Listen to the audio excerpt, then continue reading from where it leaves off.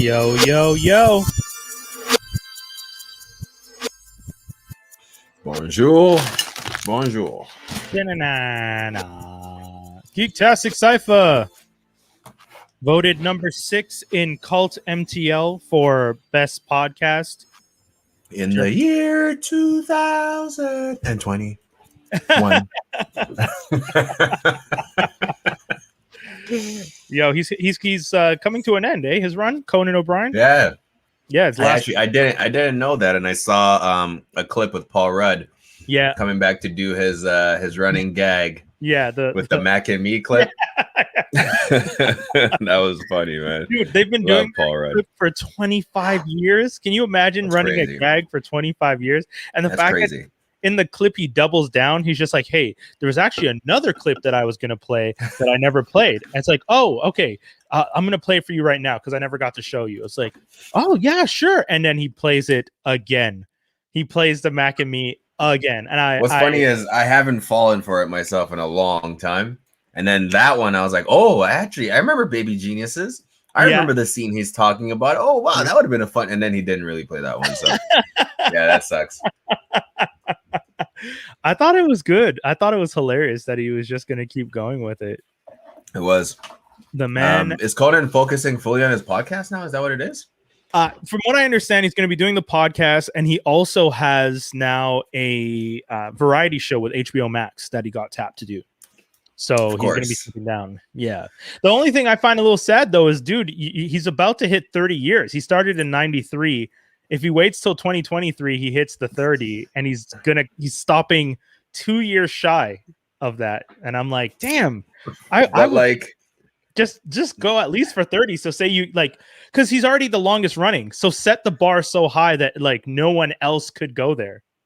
But do we know his reason for stopping now, though? I mean, I don't know. I would imagine he's not getting the same ratings. TBS isn't the same as NBC and stuff. So. Yeah, and like, are people really watching? Here's my question with late night TV show: are people really watching that stuff these days? No, right? Like, it's all about the clips. That's the whole point of the clip. Yeah, it's just about the clips. And half of them, if you have like in Canada, we have Crave and stuff. But if you have Bell, you can get the Bell 5 TV. You can watch Conan on the apps here. So Conan is on, I think, CTV here or something. Okay. So if you have the CTV app or if you have the Bell 5 app, you can watch Conan the next day. So you don't have to watch it live. The same thing with the Seth Meyers and like there's a whole bunch of them. Yeah, I don't think I've caught one live since I was like in my early 20s. Yeah. I'm watching clips on YouTube more than anything. Yeah. So you're right. So he's probably getting out. He's like, you know what? Why not just leave all I'm quote unquote on top? And honestly, he's not really on top anymore. I know. Yeah, in that world. If you're being fair, he hasn't been on top for a minute. We got for a while. Who's saying views are down. I mean, for sure, the views are down for Conan. I expect that he's worked really hard. Like we said, 28 years he's been doing it. He's almost at 30. Crazy. It's just unfortunate. I wanted to see him hit that 30 mark and be like, hot damn. Because I know Conan then 58, because he just mentioned it the other day on his podcast. The way he started when he was in his late 20s? Yes. Yeah, I did. Wow. Yeah. Yeah. Wow. I actually thought he was wow. Okay. Yeah. Damn. Yeah. No, that's a hell of a run. Did you ever hear the story of how he got the show too? This is not the Jay Leno thing, is it? No. It's Lorne Michaels, because Letterman was leaving, because that's it. Right. He replaced Letterman technically originally. Right. The late show or whatever. Mm-hmm. And Lorne was Lorne was just like, oh, this kid Conan, he's really good. And then next thing you know, they put Conan in, and everyone at first, the network and everyone was just like, why would we give this kid? Half these segments don't even make sense. Yeah, I remember Conan talking about this. I don't know if this was on his show, on his podcast. It was, right? And he's like, people didn't really understand the sketches and what I was trying to do. And they used to do fake guests. Yeah. Or the fake audience members. Yeah. So, that it really threw people off at first. And I'm sure they're all just like, what exactly is this at the late night show? But he was coming from SNL. So it made sense that his style of comedy was more sketch and like a variety show. I'm hoping is going to be something similar to that. Was Conan ever in improv? He did do improv with Lisa Kudrow. They both did classes. Right. I remember that too from the podcast. You're right. Yeah. But he didn't stay as long as she did, right? Or something he did like not. Exactly. Right. Man, Lisa Kudrow, I feel like she deserves so much more. I don't know what happened. I think Friends kind of just phased her out, right? Like, no, but I told you, remember I had this conversation with you last time on the pod when we talked about all the different members of the cast and what they've gone on to do. Lisa Kudrow has one of the biggest sleeper careers. People sleep on her, but she's had so much success. She's done so much compared to other people. Was she in Pitch Perfect? Oh, I feel like she was in one of those, or Mean Girls, or one of those sort of like teen girl. I know she's at the one where her and Mira Sorvino go to prom together. They go to their reunion. They go to their high school reunion and pretend to be rich. It's like a whole joke. I don't know. It's like this. It was a very Romeo and Michelle. Yeah, that's it. Something high school reunion. Yeah. Okay. I know that was a hot one when it came out. There's a lot of people who thought it was really dope. And that was kind of like one of those interesting films at the time. I mean, by 90s standards, that's what we call interesting. But jokes. Wait, hold on. I'm trying to figure out if she actually was. I feel like I remember in one of these movies where it's like a musical. But yeah, it's Romeo and Michelle's high school reunion. Was the full? Yeah. Wait, TV. I'm on her IMDb right now. I wonder how often people go on her IMDb. What's her rank? Often. Actually, you can see people's ranks now. There's like a percentage thing, and it shows. Rank. Yeah, top there's 5,000. Like, yeah, it shows something like green or red, and it shows how popular you are in relation to. And at one point, it was like an actual rank. Like it used to show who was like the number one searched, and so on and so forth. Oh, yeah, no, she says she's in the top 5,000. So I don't know what that. That would make sense because the reunion 5,000. Jesus. Yeah. Especially if you think about how many different people are on IMDb. Like, true. Oh, you're talking Easy A is the movie I was thinking about with Redhead Emma Stone. Yes. Emma Stone. Yeah. Okay, cool. So we talked about Kudrow. Shout outs to Kudrow the Queen. That's I know people think it's funny that I think of Kudrow as a very talented person, but I genuinely do. She is. She's talented. She's great. She's great. I think we, for those of you who are watching, if you don't know, this podcast is predominantly based in Montreal. Toby hails from the great city of Toronto. I put that in I'm from Montreal originally. From Montreal, yes. He does get kudos for that.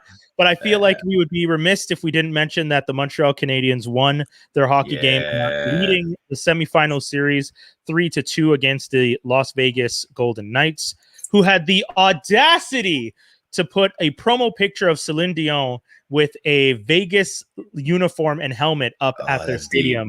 They do that? I didn't realize they did that. Because she's a Habs Vegas fan, resident. Yeah. But she lives in Vegas. So these guys just popped a Vegas helmet on her head and put her up on their Jumbotron. They jinxed themselves with that one then. Okay, thank you. Because I was gonna say the same thing. If you're gonna go out and start just pulling popular Quebec people and just putting their images with it's like, guys, you messed up. Yeah, you're not taunting the players. Matter of fact, most of those players aren't French Canadians. Exactly. Yeah. You know what's crazy? Vegas has more French Canadians on their team than we have on our team. Oh, 100%. The old Habs guy, Max Pacioretty, is on Las Vegas. And then what's his name is their goalie. Fleury is from Quebec. Yeah, exactly. And he's had a long career, man. Yeah. Marc-Andre Fleury. He's an admitted Canadiens fan. Oh, yeah. Well, there you go. Yeah. There you go. Damn. Yeah, but Habs 1 game away from the Stanley Cup. That's crazy.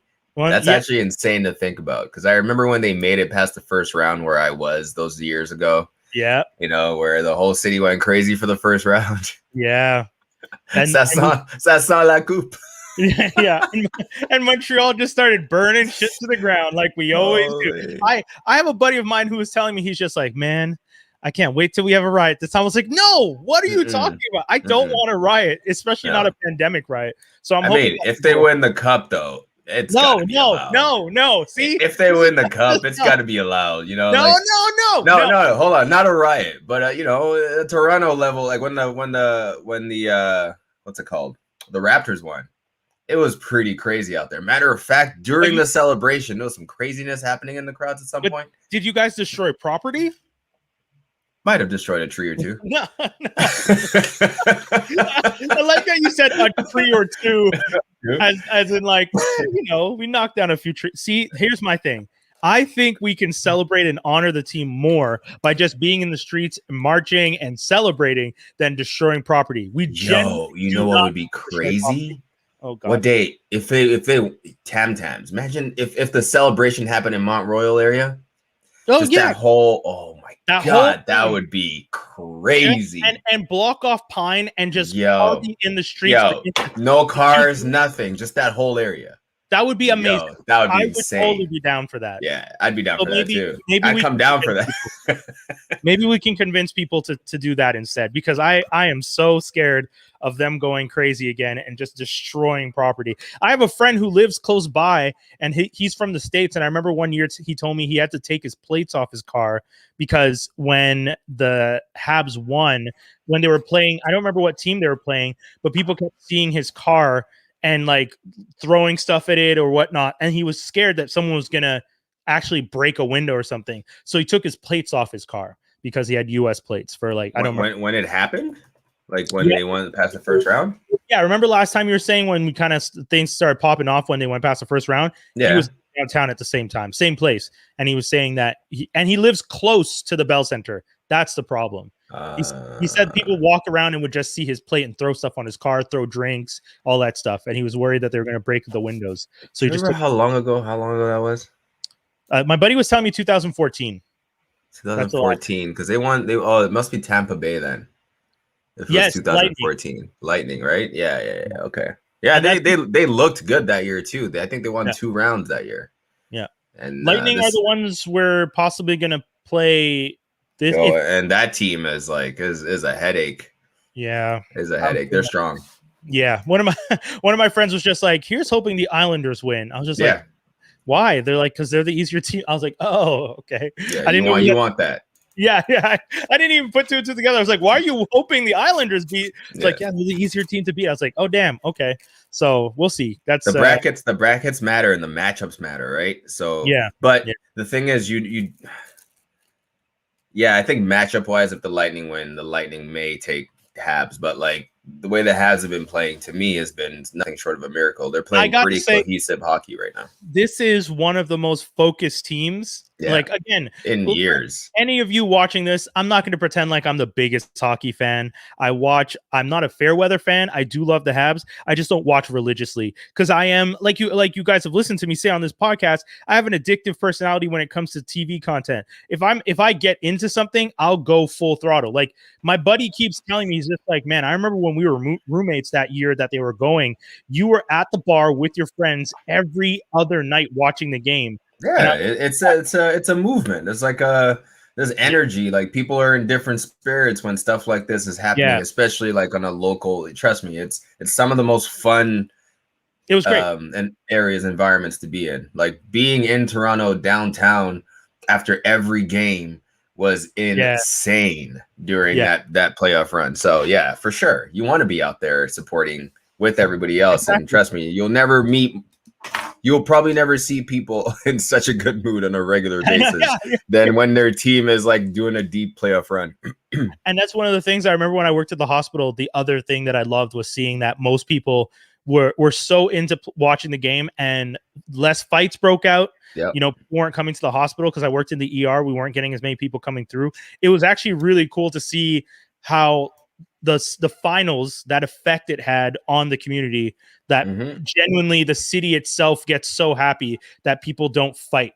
Right. It brings you together. That's why it was such a massive and big deal when LeBron won the NBA championship for Cleveland, a state that's just like, or a city, sorry, that's just been, Ohio itself is not the best place to live, right? So like just having that like glimmer of hope, like we can and we are capable. Someone from here was able to do something that great. It inspires people. It's a crazy thing, but it doesn't inspire people. So I would always like suggest if there's any sort of like playoff events and your team is in it, you should just go out there to a bar if you've never experienced it before, man. It's so much fun. Facts. Yeah. The first time I went to watch a playoff game for anything, and I was at a bar, I was at first intimidated because I thought something crazy was going to about pop off. Because again, the energy is akin to the energy you feel before a fight, except not negative. It's like, very testosterone heavy. Yeah, you know that energy you start to feel when like a fight's about to pop off. You're like, oh, it is. This is about to get crazy. You kind of feel that vibe, but you realize that it's not the people in the room wanting to fight. The vibe is more the people wanting the team to win and having that energy behind the team. What's up? Skinny just joined in for anyone who's listening. We're talking about the Habs in the playoffs and how much playoff energy is a vibe. So, yeah. Playoff energy is a vibe, man. Skinny's been to bars during playoffs and stuff like that. Yeah. Listen, I used peak of going out. I used to do that all the time. But I'm not really trying to do that now because. But that's what I was saying. There's less fights actually, because when I worked at the hospital, less fights break out because people. Yeah, man, you'd be amazed. People just want to watch the game. So it's like, if you're at the bar. Now, don't get me wrong. If it's towards the end and the team is losing, people are going to get aggro. But when I've been there. Like there was one time, for example, I'm at the bar with my buddy. My buddy bumps into this guy who's drunk. The dude starts getting mad up in my buddy's face. My buddy apologizes. The guy's just like not taking it and seems like he's about to pop off. But the hockey game's on. I stand up and I'm just like, oh, we just want to watch the game. And he's just like, excuse me. And I'm like, you're excused. Thanks, man. And I just pull my buddy. You can tell in his head, there was a moment of like, what the? And then he like looks at the TV and he's just like, it just dissolved. He was just like, whatever, watch the game. Because it's just not worth it. You're going to get kicked out of the bar or you're going to just end up fighting and miss something. What's the point? Like, why are we even in this place if not to watch a game? And we're going to waste that on somebody scuffing your shoe. I don't remember, and anyone who's listening right now live could maybe let us know, but I don't remember ever seeing a fight break out during like a televised like national sporting event, like playoffs and your team. Like I don't think I've ever seen a fight break. Your team. Yeah, I don't think I've ever seen that. You're right. I don't think I have. No, if ever people from another city pop up in your bar, though, that we've seen. Oh yeah, Boston shows up, we'll beat that ass. But Boston rarely shows up. Exactly, Boston or the people who rock like Toronto shirts, and you know it's blatantly like a Montreal thing. We beat that ass, but no, we're not really. I went to New York. I was in New York for work during when Raptors were in the playoffs, cheering for the Raptors in a New York bar when they were playing. I want to say Philly. I think they were playing Philadelphia. Yeah. No, Golden State. They were playing Golden State. It was the finals. Okay. Yeah. And everyone in the bar was a freaking Golden State fan. Like, bandwagoners. That's right. But I went off in that bar. On every play, I was in, but Raptors ended up losing that game I was at. So I got it back. But here's the thing. Yeah. People dish it back. You dish it like it. There's just there's like a known. It's known. There's like an energy. Like I'm only being like this because I want my team to win that badly. If my team ends up losing and I did all this, now I have to take it. Right? You have to be able to dish and take at the same time. Show of hands if you've acted extra ignorant because you know you're in a place where people possibly want to lynch you. This guy. Oh, you! My goodness! I didn't know you're gonna say lynch, bro. Listen, if I'm in a bar and I know if I'm in a bar and I know that like the ratio is me once a month, like my type, and then I just the looks are coming, and I particularly have to be with my fiance. Like I'm extra black. You know what I mean? Like at that point you already are if you feel that way. So that's fuck it. Fuck it. I don't know. I'm not afraid. Like I'm not afraid to like root for my team or like be myself while something because I'm passionate about what I'm watching too, right? And at the end of the day, like we ended up like just making some friends in the bar and you trade shots, like if they score the next you're buying a shot. All right, cool, all right, like stuff like that happens. So I enjoy it, man. I kind of miss that feeling in the city a little bit too. Well, I mean, you're in the wrong city for that shit. Right? I'm in the wrong city right now. Right now I am, yeah. I was going to say, Montreal's getting ready, man. Montreal's popping back into play. Like, people are getting serious. Everyone's out. I mean, you can't walk around these streets and not see places. Like, the terraces are crowded. We were supposed to read something. Speaking of everything being Yeah, we're supposed to read something based on Brandon. But yeah, terraces are crowded. I haven't been out there yet. I'm still dwelling in where my safe zone is because I'm just like, you know what I mean? Like I'm not ignorant and I don't like to fight and I'm not into that. But like I call you to tell Southern Ontario most racist Quebec. Yeah, okay. All I gotta say is when we're doing hockey, when we're doing sports, I love the energy, but then I also just me personally, I can't take really drunk people who have disregard for people around them. Oh, that's few and far in between. People who get belligerent like that. I don't think it's that much of an issue. I'm afraid people have been inside for how many months? People don't give a fuck. So you mix that with hockey game energy mixed with its summertime energy and just over okay, I see what you're saying. I misunderstood, but yeah, you're right. I'm sure there's just some pent up sort of energy that we're gonna see released over the next little while terraces are open. Dude, no patios.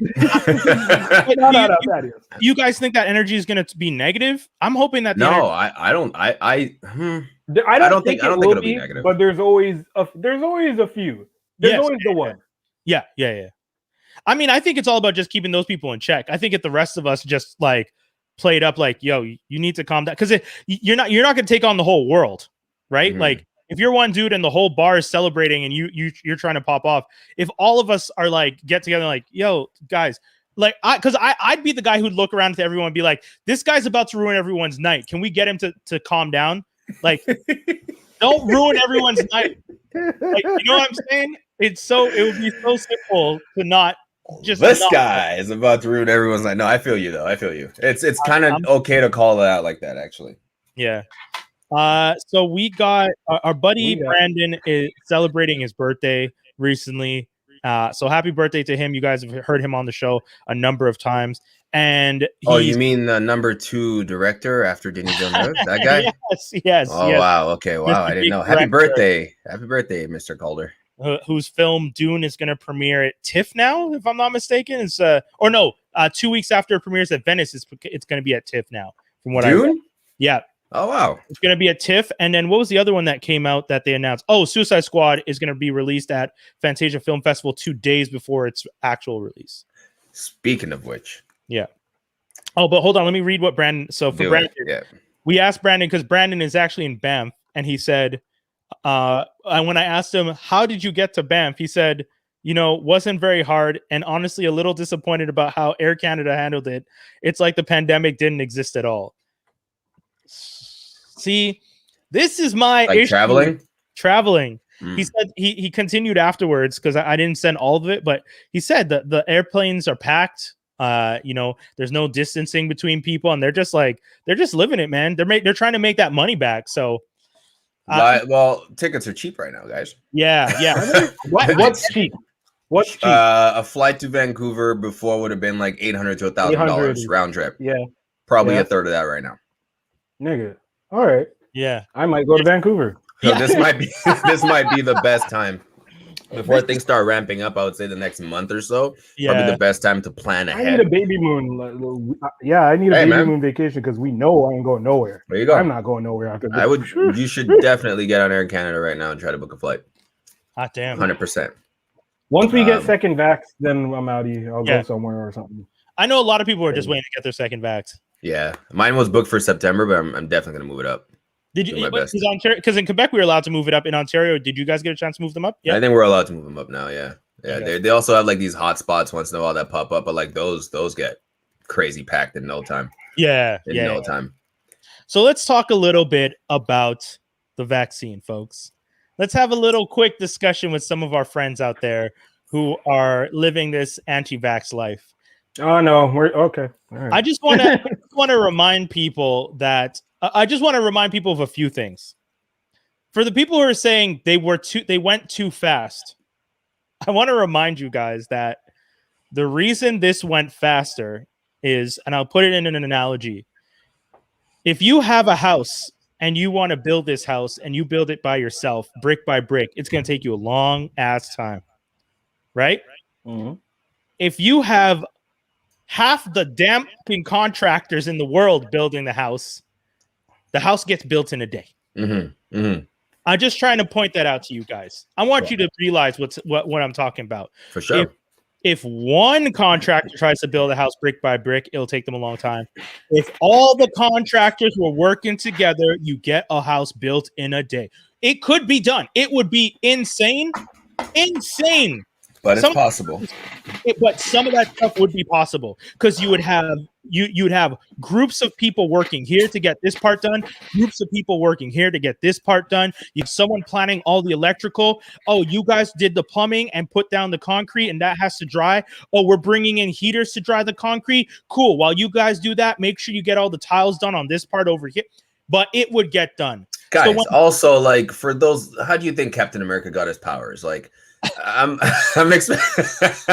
Okay, no. I'll break it down. Super simple. I'm just saying, like people are afraid that they're being tracked or you're gonna get. I don't know. I actually don't even know what the fear is here behind the vaccine. I took it over a month and a half ago. There's no magnet in my arm. Yeah. I don't have a third nipple or a third eye. I'm good. Okay, but on top of that, wait. Yeah. But on top of that. I just want to answer what we have in the comment here. Yeah, because I'm going to answer to that. Real quick. Someone said trials were rushed, though. No, they weren't. The trials actually weren't rushed. One of the things that happened with this situation is they had a lot of the research done already for mRNA type vaccines. When they realized that that's the way they could approach and attack this virus, they got to skip a whole bunch of the protocols needed because they already had the research done on that. So that portion, which usually takes a year to a year and a half, got to get cut out and moved ahead. So everyone feeling like it was rushed is because 18 months of the research that would have been needed was already washed. I just want to point that out. Okay, Skinny, you were going to say. I'm speaking for the world. I'm speaking from the role of the not common man, but like the everyday man that knows his strengths and or weaknesses in this world. To those who think that the government is tracking us, is rushing things, is trying to kill us, is trying to do all this, yeah, okay. The fuck are you gonna do about it? What are you gonna do? Not take the vaccine, you idiot? Okay, cool. Then don't go nowhere. Oh, but they're taking away our rights. The fuck are you gonna do about it? Shut up. You're all dumb. And if you're not dumb, how are you going to live in this world if you don't abide by some kind of rules? You got a SIM card. You have a cell phone. You've been traced. Shut the fuck up. Stop. Done. It's over. Argument done. Wow. But that's 100%. You're 100% right. You're 100% right. If this would mean there's a mass assassination plot, guys. Come on. Like, if that would mean the government is they're telling everyone on Earth to take a vaccine. Yeah. That will kill everyone. Yeah. Leaving what? The few? And not even the rich, because that if like right? Because like the vaccine isn't in the third quote unquote third world countries as rampant, right? So that would mean that the developing world would die off, and then they would become. Come on, guys. Let's think this through a little bit. Sorry, Peggy. No, man, you're wrong, homie.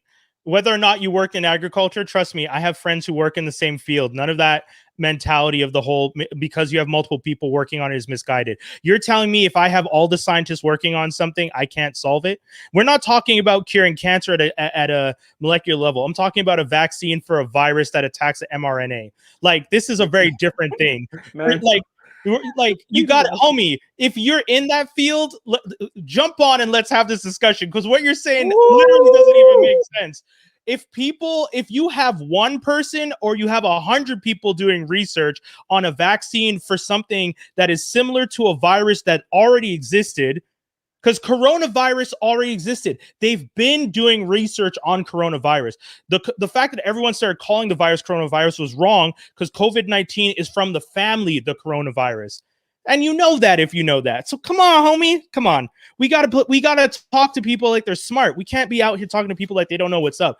If we talk to people like they don't know what's up, also, of course, no matter what we say and how we say it, guys, there's no animosity here at all. The only people I'm mad at are the people out in the streets saying they're not going to get the vaccine, but then running around maskless saying like, but I have the right to be here. Nigga, you don't.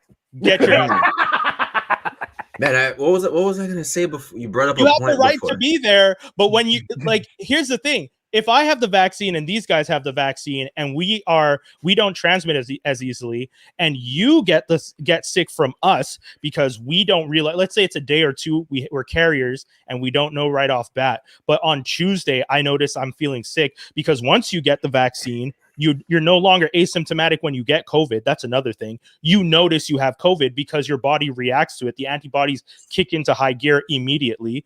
And people who don't have it are asymptomatic. So if I go one day and I don't realize I'm carrying it and you, homie, get it, and you for 2 weeks are asymptomatic and you still living this life out with your families, eating, cutting, breaking bread, all this stuff, getting other people sick, your grandpa hanging out with you because grandpa didn't get the vaccine either because the whole family done gone crazy, then what are you going to do when you're at the funeral a couple weeks later? Crickets for a reason, folks, because that shit's sad. That's how everyone would be at the funeral, real sad and quiet. So how about we be a little smarter out here?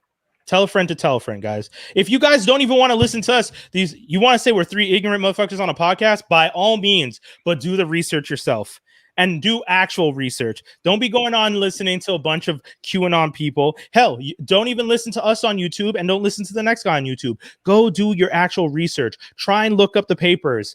Try and understand as much as possible. It might not all make sense, but you'll get the gist of some of the stuff they're doing. Mans told me I was about to die because I took that shit. What, the vaccine? Yeah, man. Homies all like, watch that, man. The amount of people I've heard say crazy shit like, oh, yo, yeah, man. Some guy got the vaccine, died the next day. Yeah, homie had complications and was sick. Not only that, but like you tell everybody that when they shoot heroin, hey, yo, my boy, he died off heroin. Niggas are still doing heroin. Niggas are still smoking crack. More so, what you gonna do? True, eh? I know a friend who died of pneumonia. You guys don't run around telling people when they get pneumonia, oh, you're gonna die, man. No, what? So what is this?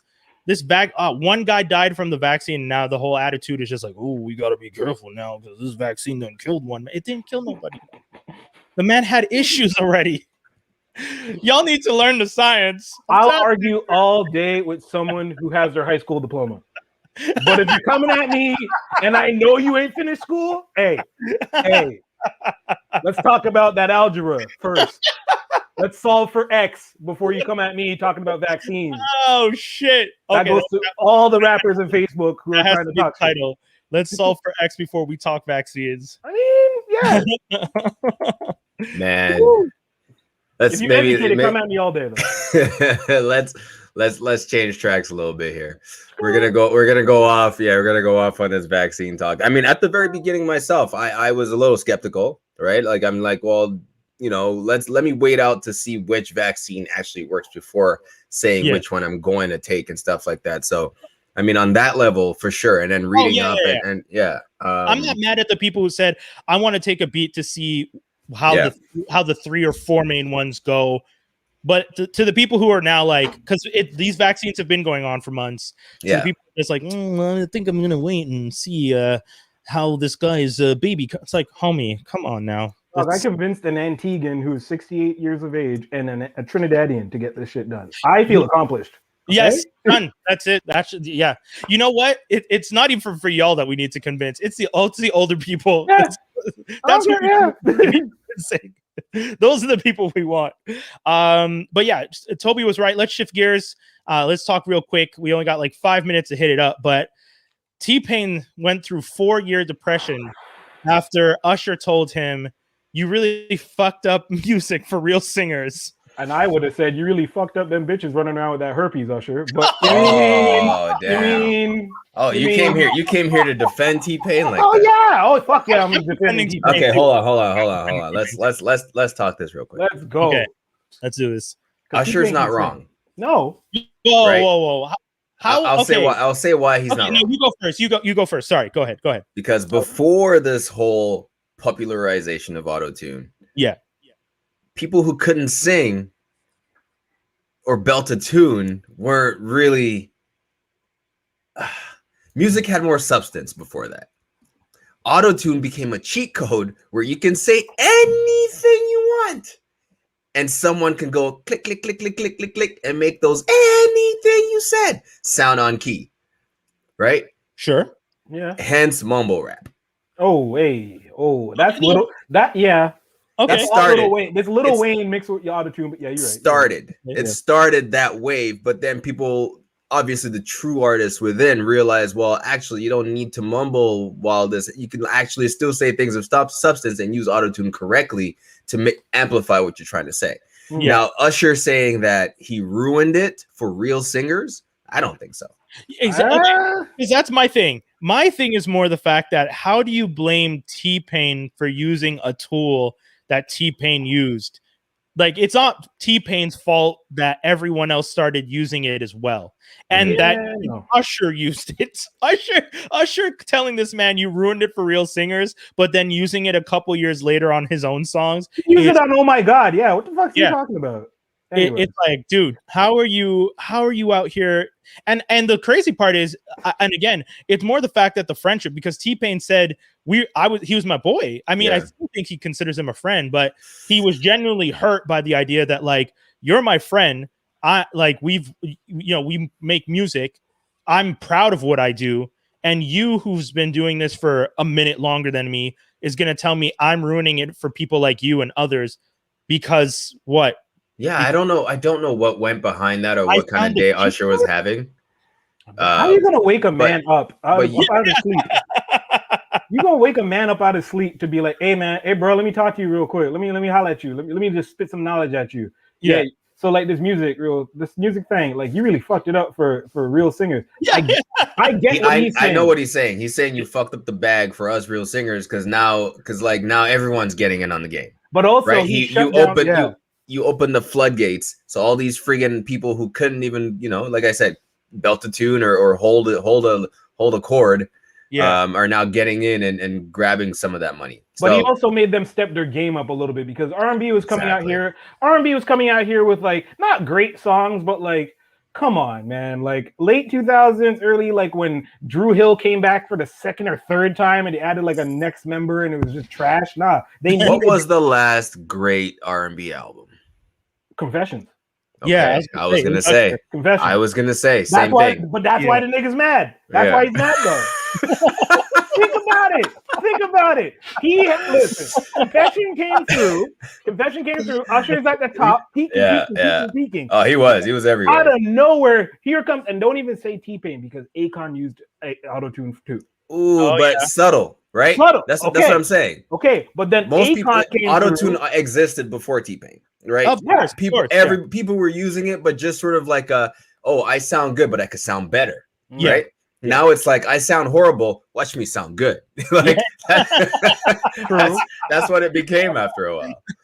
Right? You have no idea, and you know it too. You've been in many studio sessions. You know the people who try to sing, or like sing a hook, and you're like, let's just add a little auto tune there to help you out. But a lot of those people at the beginning weren't using auto-tune properly. I feel like T-Pain coming out, yes, a lot of people started using. Actually, let's really break it down. T-Pain came out, was using it properly. Rapper turned singer. He could actually rap. He could actually really sing. Right. Yes. Lil Wayne came through. And he was like, well, no, I want to try that. This is right around the time Lil Wayne thought he was a rock star, and he put out that rock star song. So he started auto-tuning all over the crap, calling themselves T-Wayne. Album never happened. Oh, did you go to that concert in Montreal? T-Wayne? No. The T-Wayne concert? I was there. Wish.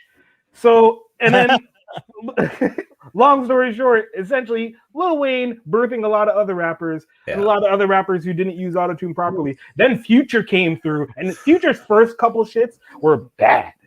Bad. But what was his first song? I remember his first song. I know his album was Pluto or something like that shit, but I don't know his first song. It wasn't. Yeah, what was that first song? Oh my gosh. But somewhere around March Madness, Future started using autotune properly, and then you had the incoming of Migos who could sing because Quavo can sing, and they also utilized it properly. So it's really they opened the floodgates, but it just lessened the money for Usher and Tyrese and Levert and all the other old school dudes who kept coming. Brian, you know what I'm talking about. You know, David Hollister. How many super groups y'all gonna make? Johnny Gill was Johnny Gill, Levert, and somebody else. How many super groups y'all niggas gonna make? Nobody cares. Nobody cares. I think it was Tony Montana. Yeah, Tony. Remember that? Tony Montana. That's Future. Yeah, that's Montana, was it? Yeah. Or maybe like that was his first like big hit. But so that's when Sexual you start Eruption. seeing. You can't forget Sexual Eruption. Oh my god, that was a good track. Woo, that was a big track. I love Snoop Dogg for that. Sexual seduction, you mean? Or sensual seduction, or whatever. Did I tell you guys the story of how I hooked up with the girl because I sent that song to her by accident? Bitch ass nigga. What do you mean? What do you mean? You sang it to her by mistake? No. You said it to her. Or you sent it to her like, here, check this song out, text. Yeah, thank you. This girl and I were friends, and she asked me, yo, what's a good track? And I was just like, yo, I've just been listening to the Snoop Dogg Sexual Eruption. Next thing I know, she's inviting me over, and she's just like, whatever. And then I'm like, yo. No, not whatever. Well, you know what? You know what's up. Like, no, I don't. But I sent you the song. That's never worked for me. Never. I didn't know, homie. I didn't do it on purpose. I didn't think it was gonna work for me. What do you mean? I made a playlist on YouTube. The crazy part is, I remember where I was. I was on the corner of Peel and Avenue Pine, walking down the street, listening to this song, and I get a text from her being like, yo, what's some good songs you've been listening to recently? And I was listening to the song, and I was just like, Sexual Eruption by Snoop is one of the most amazing songs right now. Next thing I know, she's replying like, oh yeah, and I'm like, in my head, I'm like, yeah, like, idiot. Like, I'm gonna take my time. no lie. Gonna get hers before I didn't realize. I didn't think she thought. Oh man! I didn't think she thought I was implying. Dude was an accidental panty dropper over here. That was better question. I'll respect the Snoop for that one because thank you. That's so jokes. Better question. Who are these fast bitches? Yo, I don't know. You gonna give the dude the pee off a song, my G? Dude, what song? 100. Man. I was on my way to work. I sent her the song. She sent me the text. I'm at work. She says, come by afterwards because my work was near her place. And I went to see her after work. And then we celebrated with that song. What she just dropped her clothes? I need to know more. She just invited me over. No. You know what I picture? You know what I picture? It's just like in the movies when you're like, this doesn't happen in real life. Like this is one of those situations where he walks into her door and she has her robe on and she's like, she dropped it. Yeah. And just and turn the song. Hey, you know, you should listen to that song. Puts on the song. No. She goes into the room, puts on the song. She's wearing straight up like a hoodie and sweatpants. Comes back, nothing. Yeah. Brian's like, well, shit. Okay, that's it. Yo, man, I'll never take for granted the amazing life I had in my 20s because it doesn't make sense. It doesn't make sense. Oh my god! Shit, boy! Wow, that's crazy. That's so crazy. That's insane. Honestly, every time that song comes up, I literally remember texting. Get a little flashback. Well, it's just because I always remember texting it and her reaction and me being confused. Like, why is she acting like why is she like replying like that? And then she's just like asking me about the lyrics. She's just like, "Oh, gonna get hers before I," and I was just like, "What?" Oh, after the show, you need to show me who this person is because this is crazy. That's hilarious. Like, you know, in an alternate universe where you feel like you're the exact Mr. Glass and Unbreakable, right? You see that? Yeah. Okay, so in my world, I feel like you're Unbreakable. I'm Mr. Glass. And every time that I've in my past, what does that make me? Does that make me the beast? I don't know. Let's give that one to Dave. Oh my god! Oh man! Hey, I literally tried the Naked Man once, like years ago. Fail. Like anything I've learned from Grizz or Yannick, fail. This guy's sending text messages and getting callback, like the full invite. Oh my god! I love it. I mean, we have to acknowledge in that situation, it seems like that girl might have wanted to maybe with me, maybe with someone else, but whatever. But that's how it just worked out. I was just in the right place at the right time. Yo, early 2000s, man. Never again. I don't know for a fact that she was into me, or if she was just into like, I just kind of want to hook up with someone. It's because she might be with him, but she's thinking about me. Me. Yeah, that's right. Yeah. We don't go to the mall. We don't go out to eat. Yes.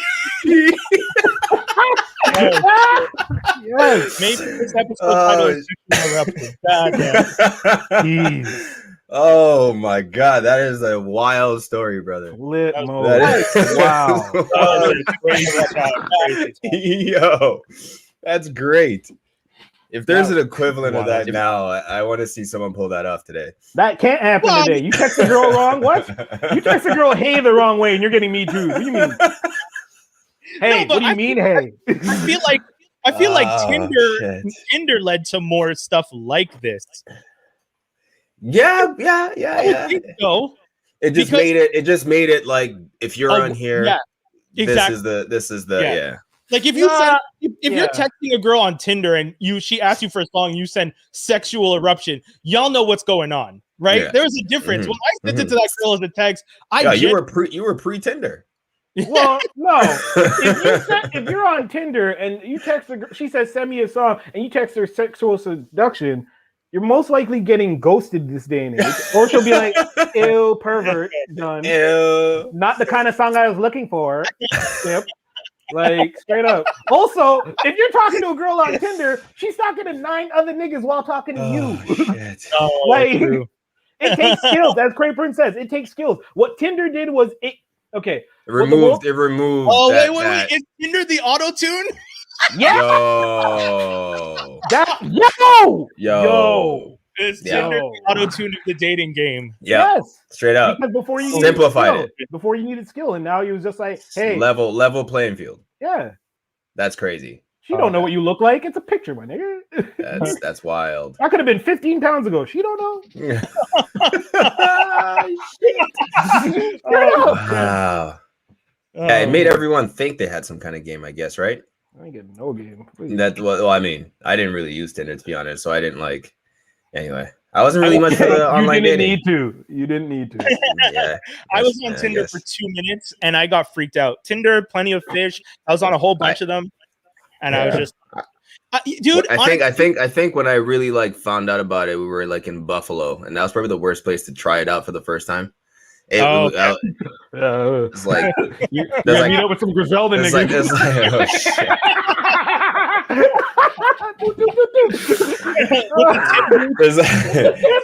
It's a very small radius. A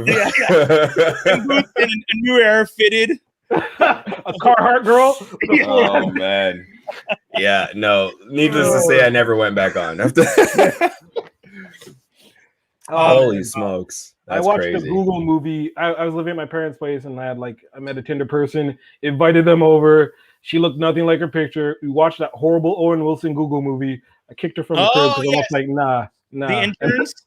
Yeah. I think I even stopped it like halfway when the movie wasn't even done. I was like, all right, yeah, I got to go to bed. So like, Google movie?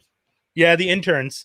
It's about Vince Vaughn and Wilson going wait, I did watch that. Years ago, right? This is old. Yeah, it's an older movie. Yeah, okay, yeah. It was when Vince Vaughn did a bunch of those movies where he plays the like aloof white guy best like buddy. Yeah. And Dodgeball, Interns, like he just kept playing the same role over and over. And I was like, I remember thinking like, yo, this is the most typecast you could ever be. It was him and like Ben Stiller kind of hanging out together. And that's why I remember when Vince Vaughn got tapped to do True Detective. Is that the one he did season 2? I remember when he got tapped thinking he hasn't done anything serious in a minute. Is this going to be good? And then everyone destroyed True Detective. And I was like, eesh, that's painful. That's painful. Yeah. But then he came back with Freaky that you put me onto, Toby. And that was a good aspect. Freaky was good. He was also in like Hacksaw Ridge and Brawl and Cell Block 99, like another film I saw at TIFF like a couple years back, like 3 years ago. He was trying to move on to more serious roles towards like 2017, 17, you know. He hasn't really done a comedy since, except for maybe F is for Family, which is that cartoon with Bill Burr. I didn't. He voices a character on there, I think. Okay. But yeah, that's about it. But you're right. He had a stretch of like The Breakup, Couples Retreat, Four Christmases, The Watch, all of them Wedding Crashers. He was always playing that same character. Like you could take his character from The Watch and put him in Couples Retreat, and it's the same guy. One of them is just that it's dealing with aliens, and the other one is their marriage is ending. Like it was anyways. But But we were just talking about Owen because our boy Owen is in, and if y'all didn't notice the fitted, I got the Loki fitted now. Came in 2 weeks late. It was supposed to arrive before the premiere. I was supposed to wear it on the first episode, but didn't arrive in time. So you drop on that hat? Only 35. Weirdly enough. Yeah, that's what I thought. I was just like, why is this cap so cheap? I haven't bought a hat in a while because I'm afraid. But I bought it from one of those sites that you're just like, is it gonna come? I don't know. Yeah. I'm still waiting for that watch. Yeah. Full on one of those sites where like I'm gonna pay for this through PayPal because PayPal can try and get me my money back if I actually don't get my shit. So that's Jay Grizz over here trying to get ahead of us earlier, saying that are we not talking Loki today because it was Loki was a lame ass episode of Loki. Or unless you're talking about he's talking about us. He's saying lame. I don't know. Are you Grizz? I have to question that for a second. Because hold on. I might be on the same page as him. I didn't love the episode. But I'll let you guys go first. It was filler. Yes. Okay. That's what I was gonna say. It was and it wasn't. Okay. So they fleshed out very important details in the most filler of filler style episodes because the episode is mostly just them running around and then like a little bit of fighting, but then they told us about how their differences. Sylvie appears to actually be a Loki, so either they're trying to rewrite which is possible because it's the MCU that stick to the comic, but they're trying to rewrite that Sylvie, possibly Enchantress, is actually a Loki from an alternate timeline that who calls herself calls herself Sylvie. She doesn't but she explained. I mean, there were parts of it that did allude to that where she said that like talked about her parents, talked about how they told her she was adopted. But it wasn't the same. I guess it's not a Queen of Asgard situation. It didn't sound like she got raised by the Asgardians. Royalty. Right. So that part still confuses me a little bit. Yeah. I feel like is a variant, except for where she's from. She's essentially just Enchantress, or she will be the Loki that becomes Enchantress. They said Enchant so many times. I was like, fuck off. It was over the top. Like we get it. How do you enchant them? But those are the expositions that aren't for us, right? That's for the casuals. Dude, even casual, you don't have to say it that many times. Like, not that many. Are you trying to enchant me? Let me enchant you. Yeah. Are you getting my head to enchant me? How do you enchant? What is it like? Come on, man. It's also weird that she doesn't know how to do basic Loki magic or illusions, which makes me think that she's not a Loki even more. Well, Loki explained it though, because she learned her stuff naturally from just her own abilities, and Loki learned it from Freya. Yeah. So Loki gonna end up juxing this girl, you know that, right? Like the way she's like, I'm hedonistic just like you, and he's like, like Loki. Thank you. Okay, that was a weird moment where I definitely felt like why are you bragging to your like potential self about how hedonistic y'all can be? I'm hedonistic more than you. It's like, that was a little. That was a weird hold up. That's funny. I didn't take it that way. I just made her. She. I think the point she was trying to get across is that I still know how to like separate pleasure from business. No. It's a trick from Brian's book. If a girl tells you she's more hedonistic than you, you pull up Brian and you send her a text message and then send her sexual eruption. Yeah, super casual. I'm not taking any responsibility for that book. No, but I get what Toby's saying, because she does explain like, I'm hedonistic, but I never let it go ahead of my mission. And Loki was kind of like, I mean, I wanted to get drunk. We're partying, whatever, it doesn't matter. Yeah. And we've seen Loki do that, right? Like even when Loki was like ruling Asgard and Thor showed up, He was still throwing plays and drinking, and it's all you had to do was keep a low profile, and no one would have figured out it was you. Yeah. Thor wouldn't have figured out it was you. But the second Thor showed up, he's like, "Nah, something doesn't feel right. This doesn't make any sense. This is sus as fuck. Let's keep her." So, oh man, okay, so the variants. Can we talk about the fact that that was a really big reveal? Yeah, that they're like just straight up. They're all variants.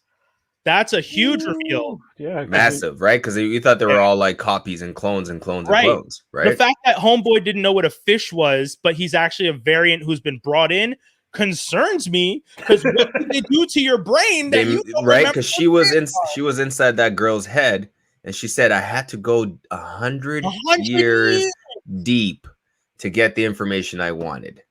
So their memories this is all Wanda situation all over again. Where like they aren't themselves because someone else is controlling their. So are the timekeepers good? No. I'm definitely looking forward to what we get revealed for with the timekeepers, because the idea that they have an entire. Remember, we saw that big city where Loki's just like how big, and Owen's like, well, or Mobius is just like, time works differently here, and you're like looking at this vast city, and I'm like, okay, how many variants have you plucked out of time?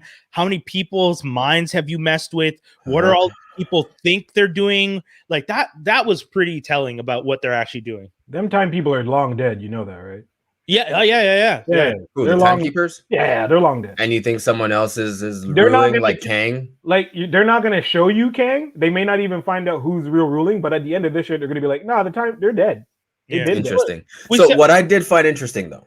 But who said Wizard of Oz last week? Because someone said I'm getting Wizard of Oz vibes from this, and I definitely agree more so than last week. I kind of remember that. I don't remember who said it, but it feels like there is something else going on behind the scenes, and as we're going on, and that's what this episode was for. It was just to kind of go like have these two characters conversate. Sure, it's a filler episode because we're leading to something where nothing's happening right this moment, but their conversations, you're learning a lot more through the conversations they're having. Now there was also what was that scene? So this takes place on Lamentus, right? Lamentus 1. That planet in the Marvel comics, please tell me. I believe Annihilus has something to do with Lamentus in the comics. Oh, interesting. Oh my boy, you did not say Annihilus. No, it's not that. You said Annihilus. I'm happy. I'm good. It actually possibly could fit in with where this is headed, because Annihilus is a connection to Galactus. Nova and Annihilation Wave and a bunch of shit. Annihilation. So here we go. Annihilation Wave could be a storyline they do further down the line. But Lamentus could also always just again be a planet that just a nod. And exactly. So that could be a stretch, but I thought it was interesting they picked that. They could have picked anywhere. Yeah. Especially because the idea is that you could pick anywhere being pulled out of time, like any spot that's going to get completely obliterated, and they pick that specific spot. If that spot means something in the lore, I think it's probably easy to believe that they might be using it for that reason. So, and then like they don't do anything like the last episode when she branched out the timelines. I don't know if you paused, but I was pausing to see when it was showing the different places that were affected. Okay. No, I didn't. And Sakaar was on the list. Titan was on the list. Like there's a bunch of places we've seen, that are affected. We've seen Sakaar. Sakaar was on the list. Oh, for anyone who knows Sakaar, that is the planet that the Hulk gets sent to. That's where his two sons, the Stoneborn and Scar, are born, and that's how the whole Planet Hulk story is. But actually, we've already established that in the MCU. No, isn't Sakaar where? Yeah, that's where Thor Love and Thunder happened. So they're actually touching on all these things that we've seen. So I think it's interesting how Marvel does this thing where it kind of that was a quick thing. Like when the timeline was branching, I noticed that the cities or the places were sort of like scrolling fast. So I slowed it down and I could like catch the areas that she's branched out to. And I'm like, but why are they showing these places? They did that in Falcon Winter Soldier too, right? With not Falcon Winter Soldier, Captain America Winter Soldier. When the shields, they have the Hydra has the missile project, and it starts shooting all the people, and like Doctor Strange was on there, and like So if anything, a lot of the times when they do that, it's hint to things that they want to show us down the road. Whether it's in phase 4 or 5, it's going to come back to connect in some way. Yeah. I just love that they do that. It's like, it's not even Easter eggs anymore. It's just I don't know. It's early. You know. Yeah, exactly. Here's the list of our plan. We're showing it to you. If you want to look into it, by all means. If you don't, enjoy the ride. See? Here you go. Even Vormir was on there. Yeah. Shouts to Lisa. She gave me a sick print yesterday. So I'm actually gonna show that afterwards. But shouts to you and thanks for watching. Lisa. Cool. But yeah, man. Lee J just asked us, is Loki that good? I think it's good. I think it's good. It's building up to something. It's one of those situations where I do the whole good and fun. And, for me, more and more, I'm starting to realize for a movie to get like an 8 or 9 or a 10, or a show to get 8, 9, 10, it has to be good and fun. And I think Loki is good and fun so far. So that's why. So far. First episode, incredible. Yes. Second one, really good. Yes. Third one, okay. Yeah. So right now, on a scale of 1 to WandaVision, it's about an 8 for me. Whereas WandaVision kind of surpasses that 8 right now. Yeah. Yeah, I can see that. For me, it's very much the idea that the third episode, again, a lot of like we've eaten a nice portion of the meal, and now we're getting to resetting the table for dessert. Because it kind of felt like we're taking a little pause. Here's some sorbet, next phase. Because I liked it. I like what I saw, but I did too. I just, a lot of it was like the shots when they were running and the things were hitting the planet. And it, like, I get what they were trying to do. Like, whoa, we're lost. There's so much action and explosions and the fight scene. But it almost felt like it was a little too like they didn't know what direction they wanted to take it. So they made it so distracting that you couldn't focus on anything. And I know it's meant to be chaotic. I get that the world is ending. So this was a like physical manifestation of the chaos we were seeing. Also, what is with the Snowpiercer type reference? Yeah, right. Yeah. That was legit Snowpiercer. The poor people can't get on this train that's meant to get off the planet or whatever it was going, and then it's only meant for the rich and the privileged. It was really weird. You know when I realized acting was hard? You try to tell a grown man, here's some gibberish that's Asgardian. You gonna sing a song. What's the tone? Nigga, figure it out. Man, Tom is our Asgardian. I can't pronounce anything anymore. I was gonna say Tom Hiddleston is Asgardian, but mixed it up. At this point, he is like he's legit Asgardian. He just I don't even see Tom. He's Loki. Yeah, right. He plays that role to perfection. Even on Skull Island, I remember with the King Kong Skull Island. I remember watching him in that role and thinking, this is just watching. I feel like this is just Loki doing this character. One of his lives. The same way that the first episode shows us that he was DB Weiss and he jumps out the plane with the money is the same way that I was like, oh, this character in Skull Island is very much that character. So I don't know. It was good. It was good though. Did you any of you guys watch Batman: The Long Halloween Part 1? That's out? Yeah. Part 1. I didn't watch that actually. Yeah, I'm about to roll up. What do you mean? Yeah, it's good.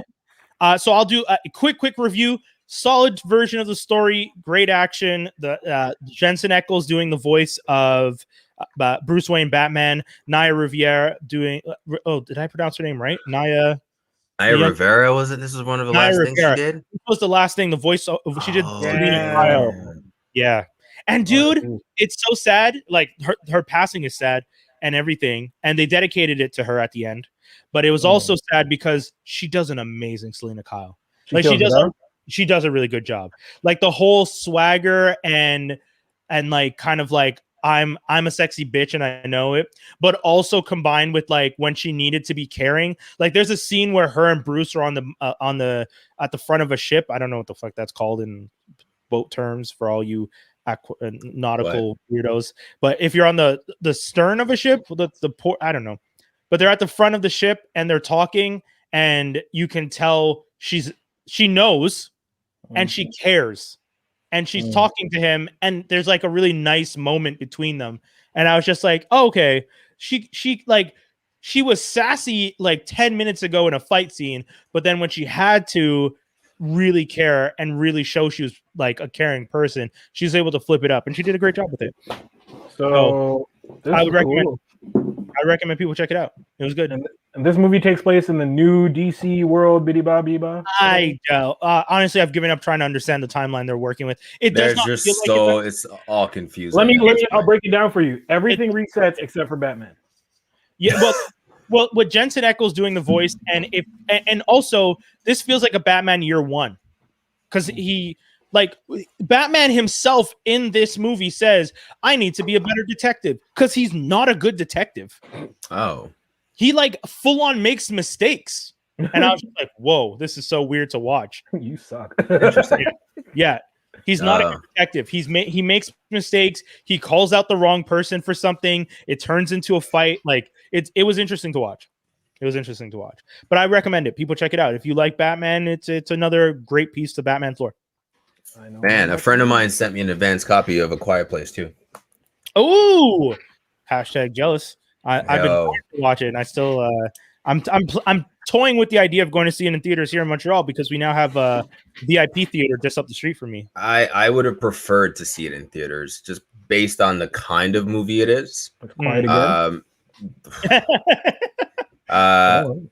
It's okay. I'm not going to give away too much. Wild Loud. But I will compare it to the first one in my review. I like the first one better. Yeah. Okay. This one tries to give more of a spotlight to the kids. Yes. He wants the kids to be the leads now. I could see that. The way things play out and the way things are happening are very childish in not in nature, but in decisions. Well, yeah. like I get that you're trying to do the right thing, but think a little bit before doing the right thing, right? So that you're gonna have those moments of like, I want to rank, like you want to just get over here, kid, like smack him, like what are you doing, kind of situation. Do you understand what's out there? You're gonna get people killed, kind of situation. The mom, she kind of just holds it down, does her mom thing, protects her kids, but she actually doesn't have a major role in this either. Oh wow. She also takes a back seat a little bit. John Krasinski is in it, but obviously in the flashbacks, because you see that in the trailer. Yeah. Who else? Crispin, right? Cillian Murphy. Sorry. Oh, wow. Yes. His character in this could have been better. Okay.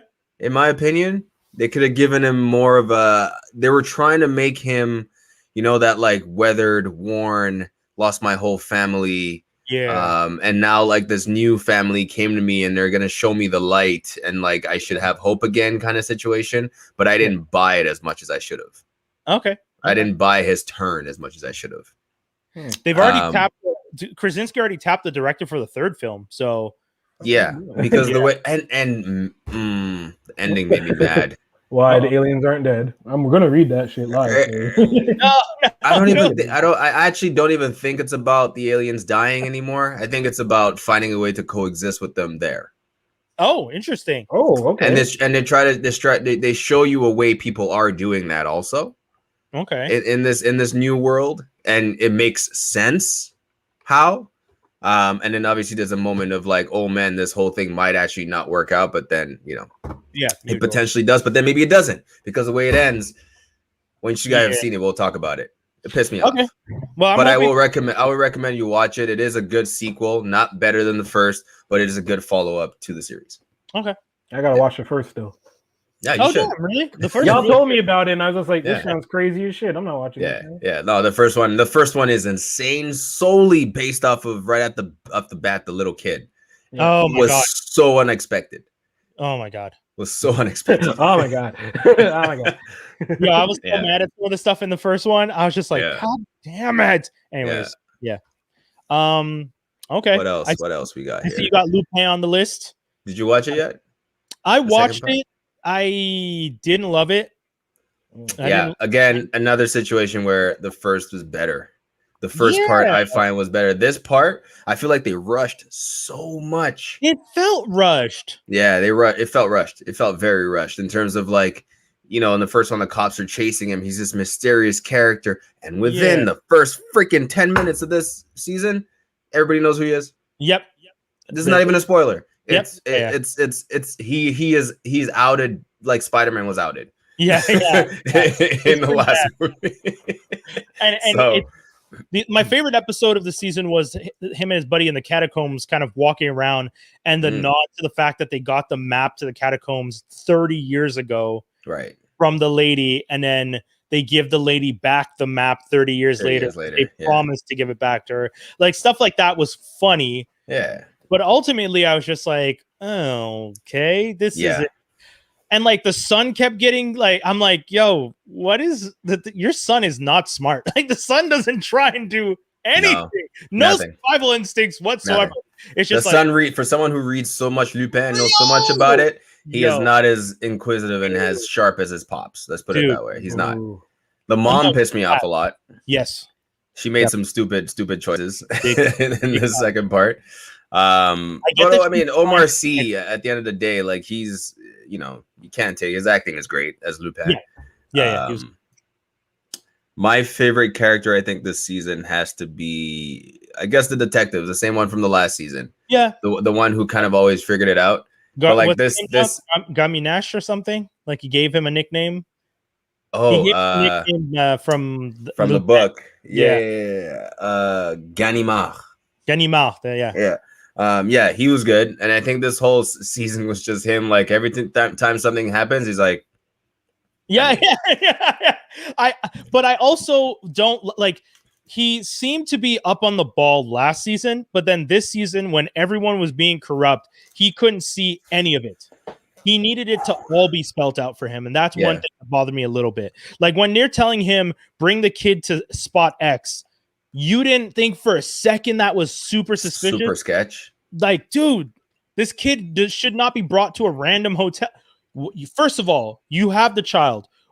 Did you call it into the cops? You did? Okay. But you're driving around with the kid and you're being told not to bring the kid to the police station. Bring him to a random hotel so that your chief of police can keep the kid with him in a hotel? It doesn't make sense, right? That's pedophilia vibes. There was no. I wouldn't even go there. No, I'd drive the kid somewhere safe, leave him there, and say, "Hey, here's a phone. If things get crazy, call this number." And then I'm gonna try to go back to the hotel with my chief of police and try to figure out what the hell is happening. That's what I was. I actually, literally what you described is what I thought they were gonna do. I thought he was gonna drive off because from the cops telling him go to the hotel, and I thought that's exactly what he's gonna do. I was just like, oh, okay, good. He's gonna like play the game, pretend that he's in like blah blah blah. Nope, he just full on brought the kid there, and I was like, this is dumb as fuck. Like also Lupin is legit Batman. Yeah. Plot armor. Yeah. This man had like 10 people shooting at him, and it's just like like with his gadgetry and like how he's able to manipulate audio to sound like somebody. Yeah. Like that was funny. Some things a little far-fetched, but at the end of the day, I think we're supposed to suspend all disbelief at this point. I liked it a lot. I did like it. It wasn't as good as the first one, but it was a fun watch. Good and fun, like you said. Yeah. Even though it has a lot of holes this season. 100% recommend. I have two recommendations. I'm not going to grade them, but if you guys haven't had a chance to watch Pause with Sam J, which is like a late night talk show. Sam J is a comedian. She's also one of the writers on SNL. She has like her own late night show that's essentially just vibes at a party. Like they're just filming them at a party talking, and interspliced with her doing interviews, interspliced with like really, really small sketches every once in a while. Solid show. Go check that out. And Blind Spotting, the series, which is a continuation of the movie, just started. 2 episodes are out, and they're both really solid if people are looking for new shows. So did you watch the Kevin Hart movie? FatherHood. Oh, I didn't get a chance to watch it yet. I can talk about that. I can talk about that movie. Sure. Oh, my friend Tanisha. Oh, okay. No, watch it. Tanisha. It's a good movie. She's in it. She's in it. It's a good movie. Tanisha. Yeah. But it's dark from jump for no reason. Oh yeah, you were saying that. You did. So like you're thinking, oh, it's Father's Day. It's a fatherhood movie. Cool. But like you didn't have to Disney me. You didn't have to go and kill Bambi's mom. Sorry if y'all have spoilers. But no, that's like the main plot. Like they do it in the most like Kevin Hart jumped off from the bat is not really a prepared father. They're all like, "Oh, well, you were gonna have to induce you and have a cesarean right now." He's like, "What? Right now? I don't even have the crib up." It's like typical Kevin Hart, like irresponsible black man type shit. Where you're just like, "Okay, whatever, chill." And then his wife passes away, and you're just like, for as someone who's about to do that, I don't want to see that shit. You know what I'm saying? Like, you know, right? Yeah, that must have been hard. Yeah. I was like, "Fuck, really? Right? 10 minutes in? Goddamn!" But maybe it's a good thing to actually know possibilities and figure out ways to circumvent those. You know, make sure you're on the safe side of it. You know, I'm on the safe side, but I'm not trying to have all the wood, homie. Knocking on all that wood, bro. Because I'm coming for you. All the wood. So it made you feel what exactly? It made me feel just like really like devastated and shit. Like I couldn't even. And then you have the girl who plays the mother-in-law, which is she was in Alfie Woodard. Annoying step. She laid into that role. The most annoying mother-in-law in the world. Like, oh, you can't be responsible if you can't take care of yourself. Then you're moving to a whole ass other state just so I can watch over my grandchild. Never in the world did that ever happen. I don't even like. Good movie, but there was no real antagonist. The antagonist was his job and responsibility. Yeah. Okay. Yeah, that makes sense. So at one point, he's like, "Well, you know, whatever your name is in this movie, you've been working really hard. I want to give you a promotion. And now that your daughter's staying with her grandparents, you can start traveling more. How about you go here for a month?" And then you're kind of like, "Oh, well, this is going to be the thing that makes or breaks his career or livelihood with his daughter." And obviously, he's not going to go away for a month. He's going to leave his friend at the airport and let him take care of it, which, like, I love movies. I love American movies where, like, niggas don't worry about employment or jobs whatsoever. Oh, fuck that. I'm just going to quit my job and leave my partner at the airport. Oh, it'll be good. Don't worry. I'm going to go with my daughter. Oh, wow, that's deep. Yeah, you're right. Because in real life, like, there's a different way you would handle it. In real life, I'm kind of like, do I have enough money to even take this flight? Like, the fuck? What do you mean? I'm not just bouncing on my salary to go take care of my daughter. Then I'm like, well, shit, how am I going to pay? Yeah, how am I going to pay for all the stuff I need for my daughter if I don't have a job? If the grandparents are willing to help out more, that's kind of crazy. It was just not poorly executed. It's just like I expected more. I like how they made up NDG and try to play it off as Boston. I love it. Yeah, that's one thing I really want to see. Like, I'm really interested in seeing how Montreal got converted. It's just mad NDG shots, bro. You lived a block away from where they shot, dog. Like, Did I really? Like, it was that close. Like, I'm less like, I know that. That's okay, that's wild. Okay, yeah. I think I see Gerard Parks in it at some point. Okay. Kevin Hart. You know what I mean? Like 6 on 10, I guess, maybe. Yeah, I hesitated to watch it. I literally I started it twice. I really want to watch it. I just didn't get a chance because I was like, oh, I just don't have the time to watch it right now. Oh, and it's not funny. No, I didn't expect that. It's a drama. Yeah, it's based on a real story too. Like it's a story of a white guy who went through this, and then they changed it for the film. But yeah, why? Interesting. I actually don't know why I think Kevin wanted to make the film. I don't know. I mean, if Kevin wanted to do it, I knew he was gonna. If Kevin's like, well, I want this project, so I'm gonna do it. So he's like, this character is not. He's low-key doing some like small projects like this where he's just trying to like get his acting chops up a little bit. I think for when he has to do more serious roles like Man from Toronto, which I know it's not serious. What's it called? What's that one where he's an action hero? What's based on a video game? Borderlands. Borderlands, yeah, exactly. That's terrible. Loki, they did this movie before, and it was called The Pursuit of Happiness. Oh, I get more vibes from The Pursuit of Happiness, and that was more dire to me than any of this. That probably not comparable, to be honest. Like, no, it's not. Talent wise and plot wise, that movie was exactly. That movie was deep. Do you think Kevin Hart is trying to follow Eddie's footsteps, but like avoid the mistakes Eddie made? Because this is very much the same, like, go the route of the family. Like, I have my kids now. I want more family-friendly content.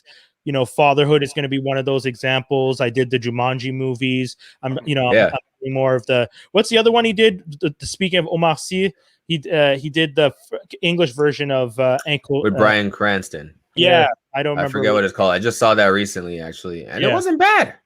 I like the French. I saw the original French one when it came out because my partner at the time is from France, and she was like, "We have to watch this movie," but I never watched it. Yeah, I mean, it's not bad. It's actually I expected worse. The upside. I expected worse. It wasn't that bad at all. Okay, at all, and it actually did pretty decent in the box office. But low key faded. But I did want to talk about this earlier when you mentioned Dune and a couple other things, but Suicide Squad. Yeah. Oh, I was just about to get to it. I was just gonna do this. The usual. It's that time of the show, you crazy bastards, where we start talking about your favorite crazy ass geek news and rumors.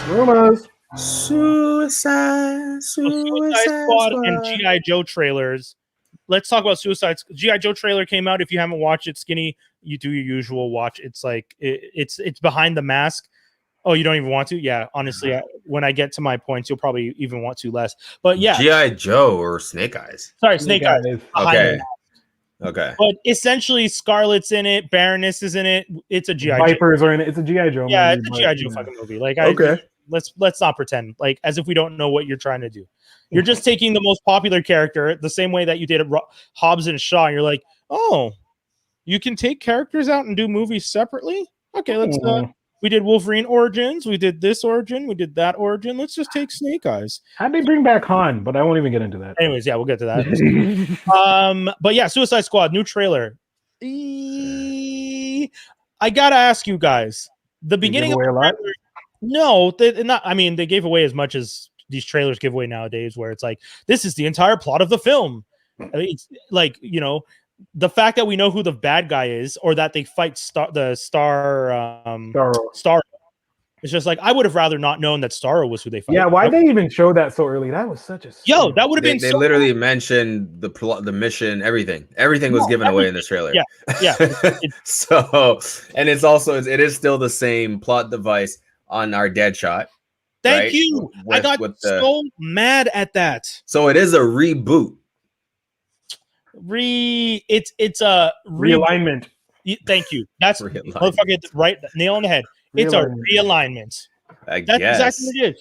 Because dude, it's the same, it's like we're watching Loki. It's just an alternate timeline. Because it's the same exact thing. You got what's this character's name? Bloodsport? Right? Is the name of the character? So Bloodsport's backstory is the exact same thing we saw with Deadshot. Exact same. Zach, he's trying to get to his daughter? Yeah. Exact same. I gotta protect my knife to her throat, anger. Yeah, because Waller somehow went to his daughter, and his daughter has a court date or something coming up. And Waller probably said, hey, I can help you if you do go talk to your dad about this or whatever. So he didn't like the fact that Waller went to his daughter to get to him. And she's like, do you think... God, this is so stupid. I know. This is so stupid. Because she says, if it wasn't that serious and lives didn't depend on it, do you think I would have taken such a drastic measure? What? So that's it? That's how he's gonna get convinced to join the Suicide Squad? Is because you went to talk to his daughter? Yeah, essentially she's admitting that she probably set up the daughter too. Because what are you talking about? What did this daughter do that was so bad that Waller is now gonna help her clean? She's a teenager. Is it like she's slinging crack on the street? Like, what are you talking about?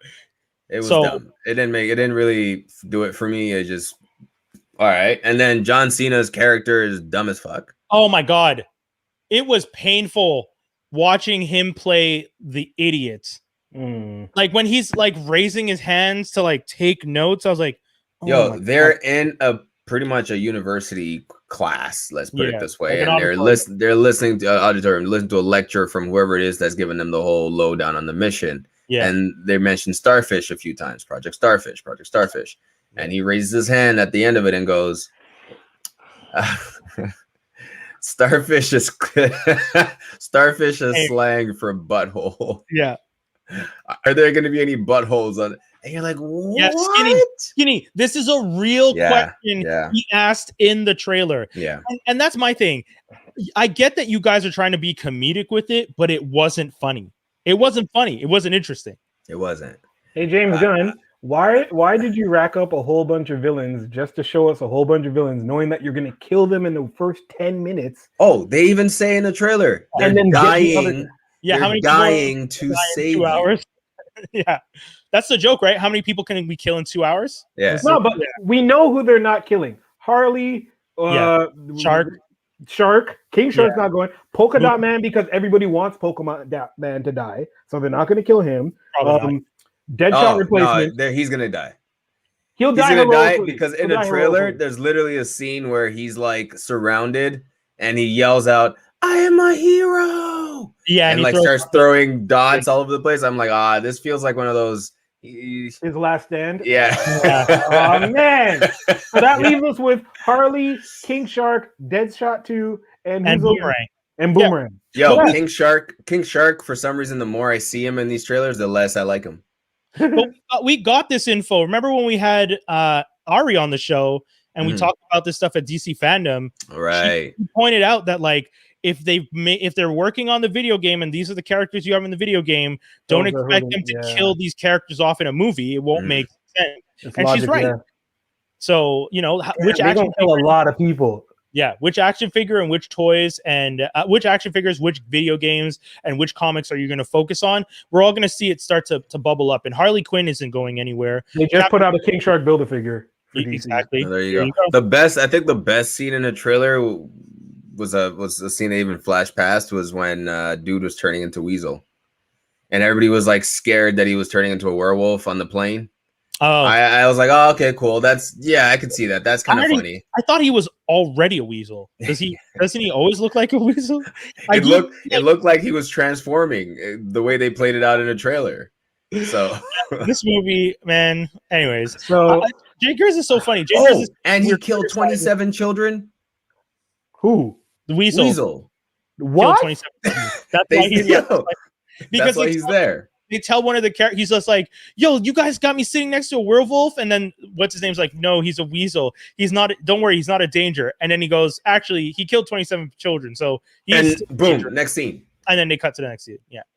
Anyways. I was like, so I guess he's dying, right? Because he killed 27 children and he's on a Suicide Squad. He's not going to live. The weasel's going to die. Arm fall off man's going to die. The alien chick's going to die terribly. The pole dude because Harley Quinn's using his pole javelin because Harley Quinn's using his javelin. Yeah, man, you niggas. Damn. Yeah, dude. I mean, that's the whole thing. The reason we critique the trailer so hard is because we have to have hope, and by critiquing it, we are setting the bar so low for when we watch the film that we might be surprised. Trust me, there's a method to our madness because DC has not made a really solid film in a while. I bet you they still can't tell me where the fuck the Justice League is in this movie. Yeah. That's the other, like, all this stuff is supposed to be connected, but it's not connected, but it's, it's like, can we talk real quick about, we saw pictures of Michael Keaton as Bruce Wayne in with that badass looking new car. I don't remember what car it's supposed to be, but that car was gorgeous. It's like what's it called? The concept vehicle that they have. Mercedes Maybach. Oh my, but is that what it is? Yeah, I think so. But it's like a new one. It's a concept Maybach. It kind of looks, it's stretched in the front, kind of like an Aston Martin. Yo, it looks good. It looks good. I don't usually give a fuck about cars, but yeah, it looks like a Bond vehicle. Yes. Yeah. Big facts. It looks like a Bond vehicle. Exactly. Yeah. Matter of fact, it's the same. I think it's the same one Drake had in the Baby. What's that video? What's that song? Oh, I don't know. Laugh now, cry later. Cry later. I have to watch that video again. I think it's the same concept. Is it? Because I thought they just got that car. That was one of the big reveals for it. But maybe, I don't know. But I just loved it. And we also got to see Sasha as Supergirl in the first shots.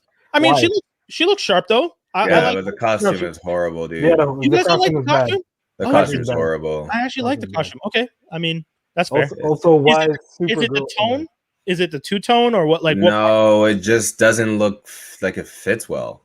Oh, yeah, but they're gonna fix that and see with the FX. This is the same way Falcon's Captain America uniform bunched up on the corners and his neck, and they just fixed it in the FX. They tightened it up so that when he moved, you wouldn't see it. That's true. That's true. Yeah, Hopefully. But then when they put it in the 4 in the quadrant, or I don't know if that was something you did, but when I saw all the 4 of them in the same, I was like, oh, that looks and then she looks like no one's done anything to her costume. Yeah, no, it just looks like she just stepped off that. You know, when the tailor is like measuring you for your garments, she looks like they didn't get the fit just right yet. Yeah, if you guys are wondering, follow us on Instagram, because I posted to our Instagram a picture of all the live action versions of Supergirl, and there's a version, the latest picture. All the others look sharp because obviously those were like press promo photos, and then the last one was from a set photo, so she didn't look good. But I agree with you. Yeah, it is the same Maybach that Drake had in that video. Okay. Drake got that before Batman. Damn, that's rude. Shit. Here I was thinking Bruce had the connects. Oh shit, Rick Flag can't die either. Sorry, I forgot about that. Yeah, no, he's the what's his name? Nick Fury of this crew. Yeah. No. Amanda Waller is, I guess. Oh, true. Yeah, but Waller never goes out into the field and actually shoots anybody. No. So I see what you're saying, though. Yeah. Okay, this is funny. Check out Wikipedia breaks it down so you know who's not going to die. Starring Margaret Robbie, Idris Elba, John Cena, Joel Kinnaman, Sylvester Stallone, Viola Davis, Jai Courtney, and Peter Capaldi. And then it goes also starring everybody else. There you go. Damn. Like I don't expect Javelin to live. Dead. No. Flula Borg, whatever his name is. Catcher 2, dead. I don't expect Capaldi's character. Is he Thinker? Thinker's probably the guy they're trying to get out. Or they're probably using him to take over Starro so that they can. I don't fucking know. Interesting. Who cares? Okay, I mean, I guess we'll see. I guess we'll see. Did you guys see the Snake Eyes trailer? No, I didn't watch it yet. I watched the first one. I didn't watch the international one. Yeah, I didn't. Okay, I mean, nothing new. The only thing you got to see was Scarlet and Baroness. Meh. I mean, I'm not that impressed. I still think this is just more money grabs and more. 100%. Yo, there's people out there that are mad that Snake Eyes isn't white. I mean, whatever. Comic book, he's white, right? That's the thing. He's blonde and like disfigured. Yeah. Dude, I have a comic. I have the Transformers versus G.I. Joe, where Snake Eyes and Storm Shadow are chasing each other through the jungle, and Snake Eyes gets his face gets messed up, and one of my favorite panels in a comic book ever is Snake Eyes sitting on the ground going, there's only 2 ways to get to heal: time or what was it? You have to there's only 2 ways to give yourself a chance to heal: time or through flame. And he takes gunpowder, throws it on his face, and lights his own face on fire in the comic. And I was just like, hot damn, that's crazy. But it's like one of the best panels in a comic book because it's so crazy to watch him do it. And I was just like, all right. See, and that's like that for me. If we're gonna get Henry Golding, because you guys didn't put a pretty boy in this movie so that you didn't show his face. And that's my problem. I don't care if he's white, Asian, black, as long as he is willing to get disfigured for the cause and he's not too pretty that you guys want to show his pretty ass face to sell tickets, I'm cool. So Henry Golding, your face gotta get fucked up, homie. You want to see? Yeah. Just what it is. Someone gotta fuck your face up. and your whole your vocal cords too. No talking and your face gets messed up. I have no clue why they put one of these pretty boys that's this new Hollywood. Yeah, it's a prequel. It's a prequel. You gotta do it. So I don't know. I guess don't take the mask off because he's embarrassed and he can't talk. Stick to the script, bitch. Hopefully they do. I mean, that's what made Snake Eyes cool. Yeah. Right. Yes. So I think they would. Snake Eyes, any character who says less and does badass shit are cool characters. That's Black Noir. That's the secret. That's the Black Noir. Yeah. Black Noir, Snake Eyes, all these characters that say almost nothing. What's his name from Transformers? Shockwave. Yeah. Shockwave barely spoke and just turned into a badass cannon and could teleport everybody. One of the smartest scientists in the Transformers. And you were just and it barely says a fucking word, and you're just like, real quick, I want to give a shout out to he's probably the only Decepticon that could beat Megatron in a battle. Yeah, right? he's big as shit. Yeah. You were saying I want to give a shout out. I want to give a shout out to Hasbro because I don't know, for those who are not in the toy world, G.I. Joe is a very America type toy line. Yeah. And amongst the very America type toy line are guys who don't necessarily want to pick up Roadblock figures for some reason, if you know what I'm saying. All right. No. So they get weird. But what Hasbro's doing, and I love this shit, they keep releasing Roadblocks. Yeah. Like the first wave had Roadblock. Then they repainted the figures and they're like, okay, Roadblock again. Then they came out with Cobra Island figures. It's supposed to be heavy duty. No. Roadblock. And then their next release is like classic Roadblock. Literally, these guys are losing their mind. Like, why the fuck do we keep getting Roadblock? We have there's so many other characters, and they're just like, no, Roadblock. Yeah, why do you like Roblox so much though? He's like a tractor trailer, no? It's not even. Yeah, it's not even that I like Roblox. The thing is about the toy aisles is that, and it's weird, but when you see figures, when they put out black figures, 9 out of 10 times, unless it's either like Miles Morales Spider-Man or like a super sick like Blade or Black Panther, them shits are peg warming. They're staying there forever. Wow. So Hasbro just keeps re-releasing them. So they're like, nah, if you want these other, you gotta buy this shit, and I love that. That's cool. That's cool.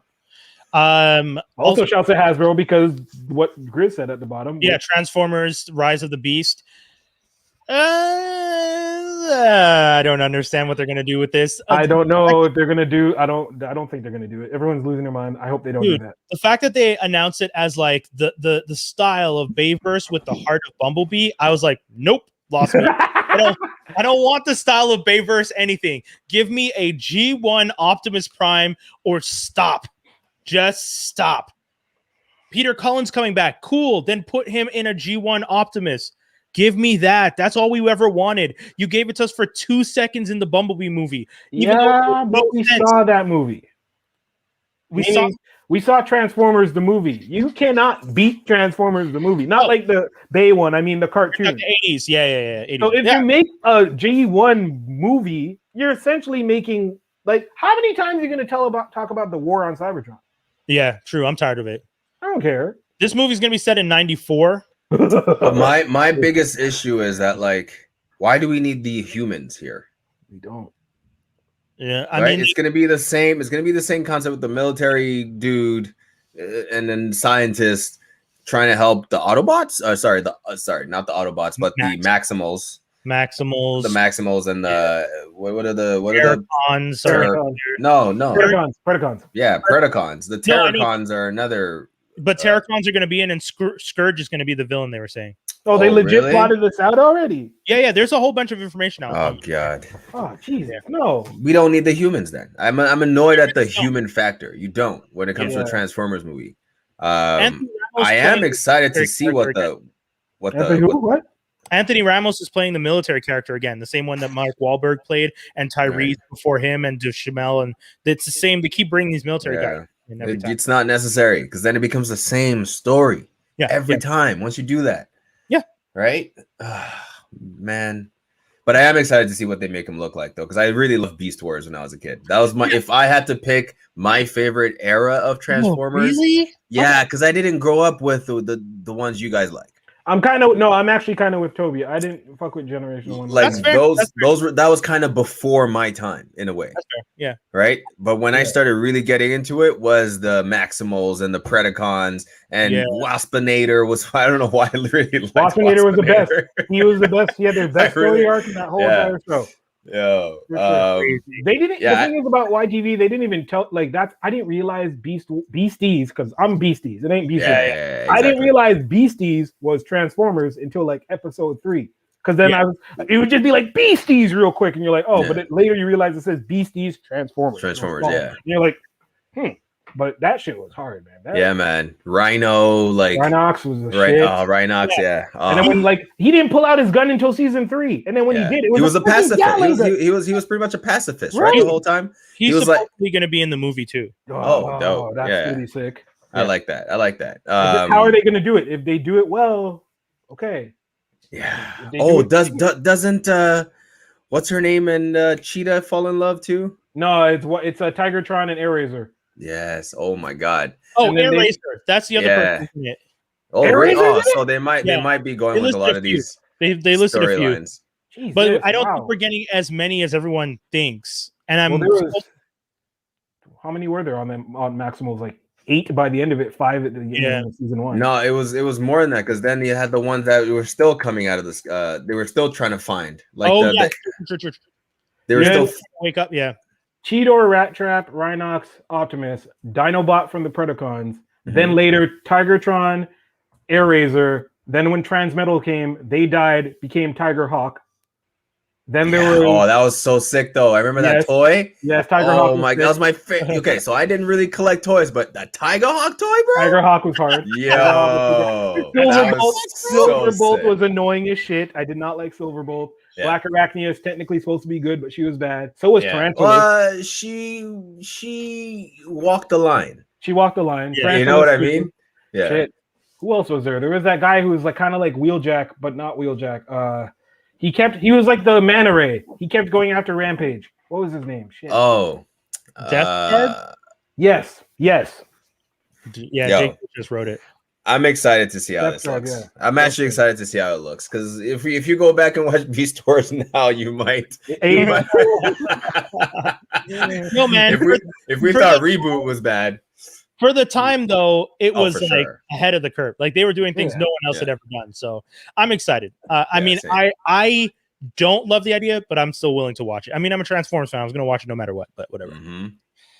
Guys, that's pretty much all we had. That's the whole kid and caboodle, kids. Anything you guys want to tell people? Anything you want to remind folks about? Hold on, 2 seconds. Toby, you say something. Oh, he put me on the he's spot. Like running. Yeah, he's running. I don't know what he's going to grab. You're about to see something amazing. If you guys are listening to this, Skinny has bolted from the screen and is off getting something. We don't know what he's getting. Yeah, Rat Trap was cool too, but I liked Rat Trap on the Cybertron one, when they all are on Cybertron and become organics. Yeah. I think I liked Rat Trap in that version of Beasties, or whatever it was called, better. What was that one called? Beast Machines? Yeah, it was Beast Machines. Beast Machines, okay. When it came back, it was Beast Machines, but that was weird because they had to like tap into their organics and freaking learn how to transform and I thought it was cool. It was better than the whole Mortal Kombat Organa bullshit, whatever it was called, where you got to find your inner depth. I don't even fucking know what it was. Your inner whatever. Yeah. Okay. Skinny, what are you about to show us as we sign off? I'm just showing this print. Our friend, I'm gonna pull up her Instagram because if you guys want some prints, y'all can go get some. Lisa, hold on. When you say it hurt, like what is this? This is drawn. This is hand drawn by my friend tattoo artist. Lisa Boucher. She made this. She made one for myself, Brian, and for the rest of the crew if you want one. And you can hit her up on her IG at Miss Lisa B, Miss_Lisa B_. And hit her up. Get some prints. She also does tattoos. If you want some Marvel tattoos? Right there. Oh, dope. Yeah. Dope. That's crazy. I didn't even think about a Marvel tattoo. I might not be that brave. Actually, I do want a Black Bolt tattoo. I want the Black Bolt's logo, the thing that he has on his head. That's your boy, huh? Black Bolt? It is. He's easily my favorite character. I easily just put that guy way in the back of my galaxy shelf. And if you want to let him join some of my friends, but I only have the 4-inch figures. I don't have. He's there with Medusa. He's chilling. They need to make let them live their best life. Communicate through her, guys. That's the whole show. I will be back next week with. Oh no, actually, we're off next week. We are off next week. So you guys can go celebrate and party the Saint Jean Canada Day. So we have the day off tomorrow, and then we're off next week. We're just gonna be chilling, relaxing, and enjoying some Canada. Must be nice. You guys have the day off. Yeah, we have the day off tomorrow. Oh wait, you gotta. Yeah, but you get August. You get Family Day. Civic holiday and Family Day. Yeah. There you go. So you get a day. That's the whole show, guys. So we want to thank y'all for tuning in, and we want to thank you guys for voting for us when you did in Cult MTL. Like we said, we got into the top 10 again this year. We really appreciate it. We appreciate you guys as our fans, and it's been so much fun. Continuing, episode 250 was a couple weeks ago. We got a whole bunch of more episodes, and fingers crossed, we're planning something fun for July. So we'll keep you guys up on that. And don't forget to check us out and follow us on all our socials at Geektastic Cypher on all the socials. And I'm still trying to do the little bit of daily geek news. I try and do it around 6:30 to 7 o'clock. If anything, just always keep checking. Shout outs to Jay Grizz because I've been seeing him jump in when I do them and even commenting sometimes. So shout outs to him for checking it out. Guys, we are out. That's it. Peace, y'all. Down, y'all. Peace. Deuces.